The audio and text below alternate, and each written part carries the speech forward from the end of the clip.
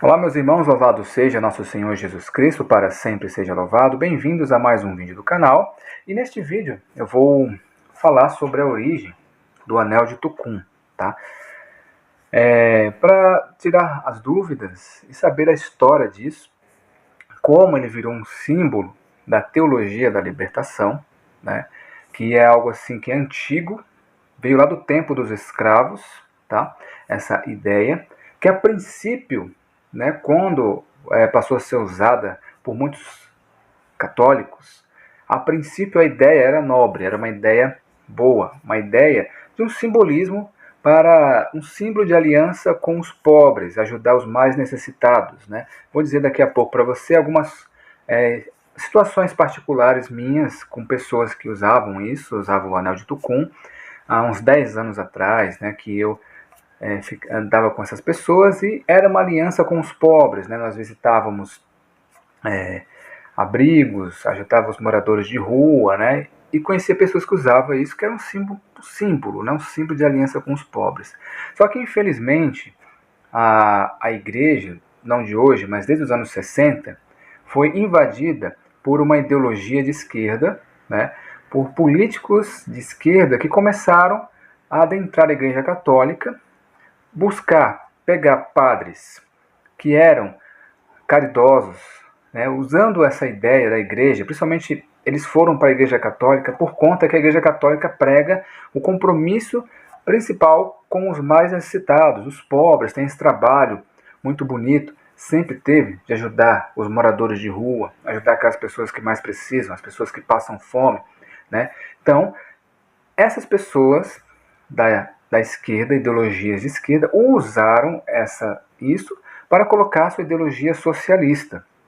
Aí começa a ter uma espécie de partido político dentro da Igreja Católica, uma ideologia de esquerda revolucionária chamada Teologia da Libertação. Tá? A criação não foi a Igreja que tem essa teologia da libertação. Ela não é uma teologia, ela é uma ideologia. Devia ser chamada Ideologia da Libertação, né? Que é uma ideologia socialista dentro da Igreja Católica. Tá? Por muitos padres, usadas por muitos padres, bispos, né? Usando essa ideologia. Tá? E usam como simbolismo este anel. E nós não devemos julgar os padres só porque usam um anel. A gente sabe qual é adepto da teologia da libertação pelos seus discursos, pelo que ele defende, pelo que ele fala, pelo que ele faz. Tá? Lembrando aqui que eu sou contra qualquer tipo de ideologia política dentro da igreja. Tá? Nós devemos pregar o evangelho puro, sem ideologias. O que Jesus pregou. Porque a partir do momento que você coloca uma ideologia política dentro da igreja, só é ouvido apenas um lado. Né? Então, Cristo, ele ama a todos. E ele, se for para dar bronca, ele dá bronca em todos. Tá? Se uma pessoa de esquerda ou de direita erram, não é 2 pesos e 2 medidas. Se a pessoa é de esquerda, ela vai falar mal do de direita. Se a pessoa é de direita, vai falar mal do de esquerda. Mas não é assim que Jesus nos ensinou. E nem falar mal, mas sim exortar e ver o que está errado e o que está certo. Ter um ceticismo político, ter uma visão ampla das coisas, não apenas da sua ideologia, porque não é ideologia, é a verdade de Cristo, tá? A verdade que realmente liberta, não é ideologia. Infelizmente, as ideologias estão à frente da fé hoje. Hoje, a ideologia está à frente da fé. As pessoas estão acreditando na fé em Jesus Cristo, baseado em discursos políticos. Infelizmente, essa é a triste realidade, por isso que estamos onde estamos, essa situação terrível que o Brasil se encontra. Ok? Essa que é a dura realidade, tá bom? Acreditando em mim ou não. Bom, anel de Tucum. O anel de Tucum também é chamado de anel de coco ou anel coquinho. O anel é feito de semente de tucum, uma espécie de palmeira nativa da Amazônia. É utilizada por fiéis cristãos como símbolo do compromisso preferencial das igrejas, especialmente a igreja cristã, com os pobres. E a história do anel de Tucum tem a sua origem no Império do Brasil. Tá? Quando as joias feitas de ouro e outros anéis nobres eram utilizados em larga escala por membros da elite dominante para ostentar sua riqueza e poder. Os negros e índios, não tendo acesso a tais metais, criaram o anel de Tucum. Foi criado por os índios e escravos. Tá? Criaram o anel de Tucum como símbolo de um pacto matrimonial, de amizade entre si e também da resistência na luta por libertação. Olha só. Isso era do tempo deles, lá dos escravos, dos índios, que eles eram realmente oprimidos pelos poderosos da época. Né? Era um símbolo clandestino cuja linguagem somente eles compreendiam. Olha só. Mas recentemente, a utilização do anel de Tucum foi resgatada por fiéis cristãos com o objetivo de simbolizar a opção preferencial pelos pobres, especialmente os fiéis católicos, após as conferências episcopais de Medellín e de Puebla. O Anel de Tucum foi tema do documentário homônimo dirigido por Conrado Bering em 1994, no filme O Bispo Católico Dom Pedro Casidália. Um dos entrevistados explica da seguinte maneira a utilização do anel. Este anel é feito a partir de uma palmeira da Amazônia, é sinal da aliança com a causa indígena e com as causas populares. Quem carrega esse anel significa que assumiu essas causas e as suas consequências. Você toparia usar este anel? Olha, isso compromete, ele falou. Muitos, por causa deste compromisso, foram até mortos. Ok. Bom, a ideia surgiu lá dos escravos como uma resistência contra a opressão. Tá? Então, por isso que você vê que hoje quem usa o anel, a grande maioria, teologia da libertação, fala da opressão, a briga de classes, né? Só que aí nós entramos no comunismo. Não é uma coisa que tinha antigamente, né? Que as pessoas realmente eles eram escravos, né? E tinham que lutar pela sobrevivência, pela vida, né? Era uma coisa terrível, a escravidão foi algo terrível, tá? Assim como qualquer coisa, porque muitos que têm poder querem escravizar as pessoas, até os dias de hoje. Né? O dia de hoje não é diferente. Hoje está tudo mais bonitinho, mas é a mesma coisa, tá? Mas a ideologia política por trás disso tomou conta deste anel. O anel de Tucum não é mais um compromisso com os pobres, é um compromisso com uma ideologia política. Tá? É um compromisso que você esquece da palavra de Deus, do que Jesus ensinou, esquece da salvação e vira uma teologia da libertação. Você se liberta da ideologia religiosa. Muitos padres não acreditam mais em Jesus Cristo, na verdade. Não acreditam mais que Jesus vai voltar, não acreditam mais em nada. Acreditam apenas na revolução. De você lutar contra a classe dominante, contra os poderosos, né? Contra os ricos. Mas o comunismo, o socialismo, ele tem uma coisa muito terrível, porque coloca as pessoas, já está essa cultura enraizada no Brasil, de você odiar o seu patrão, por exemplo. Você tem um emprego, mas a grande maioria não gosta do seu patrão. Tem sempre aquela briga, porque você não gosta das pessoas que têm mais condição que você. Você acha que a pessoa que tem mais condição que você, os mais ricos, todos eles são canalhas, todos eles são cafajestes, todos eles estão enganando o povo. Não é bem assim. Muitos estão te dando o emprego. Muitas pessoas estão contra e brigam e fazem pouco caso, e detestam e falam mal, xingam o próprio patrão, aquele que paga o seu salário. Isso é uma cultura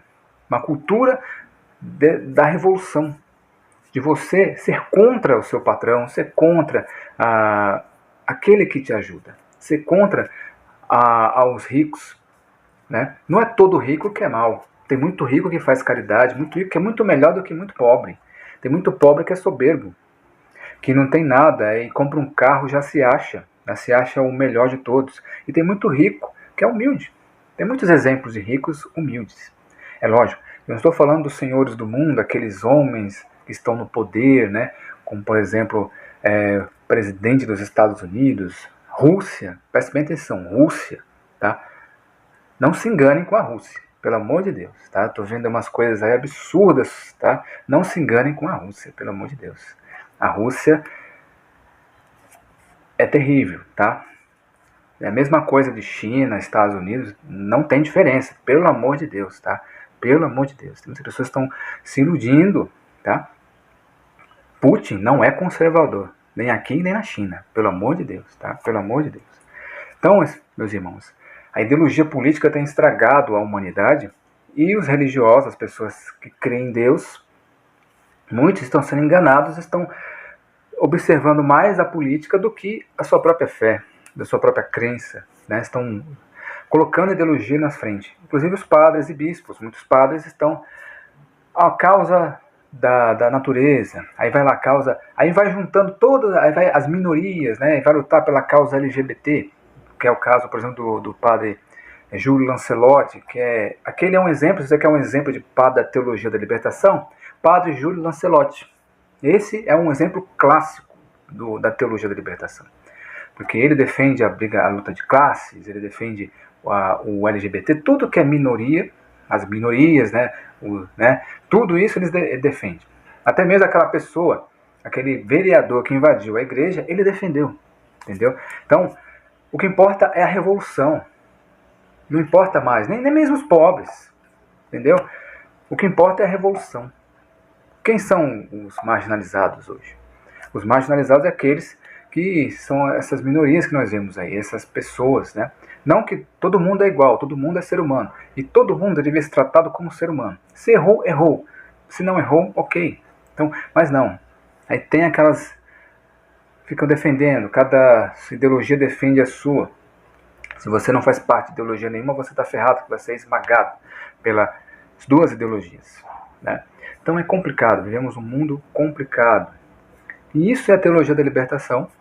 Começou ali essa ideia que, como sempre, muitas vezes é uma ideia nobre, só que começa, distorce, a política sempre distorce. É o caso também das guerras e tudo mais acontece por aí, que quando chega, depois de um tempo, ela é distorcida por uma ideologia, por um interesse, por alguém que está interessado em outras coisas que não é o bem do povo, não é o bem das pessoas, não é o bem da humanidade, não é nada disso.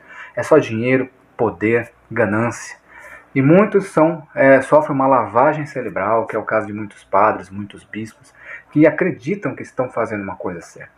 Mas basta apenas ajudar os pobres. Cristo pede para ajudar aqueles que precisam, que nem aconteceu lá nas tragédias que estão acontecendo aí, das enchentes, que nem teve lá em Petrópolis, Rio de Janeiro.